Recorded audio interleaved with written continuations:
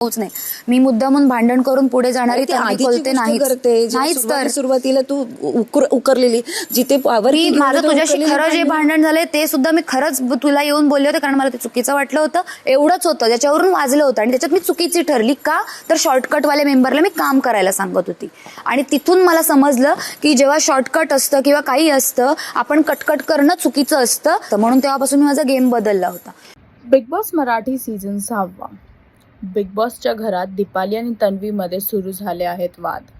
दीपाली चेष्टामध्ये म्हणते तन्वीला इन्स्टिगेट करायला की तन्वी स्टार्टिंगमध्ये असं बोलली होती स्टार्टिंगच्या एपिसोड्समध्ये जेव्हा पहिल्यांदा घरी आले होते तेव्हा, की आपण भांडण करूया, आपण असेच वाद करूया, कारण की काहीच नाहीये करायला, तर आपण वाद करूया तर दिसू.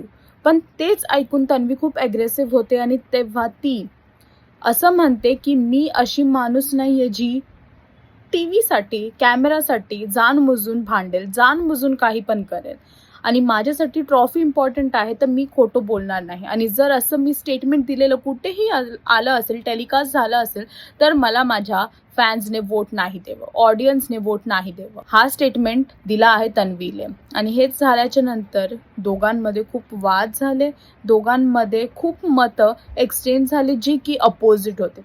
आता बघायचं आहे की पुढे एपिसोडमध्ये काय होईल आणि काट्यामध्ये जे वाद सुरू झाले आहेत ते कितपट आणि कुठपर्यंत जातील हे पाहण्यासाठी बिग बॉस मराठी पहा आणि अजून अपडेटसाठी टेलीचक्कर रिजनल्सला सबस्क्राईब करा.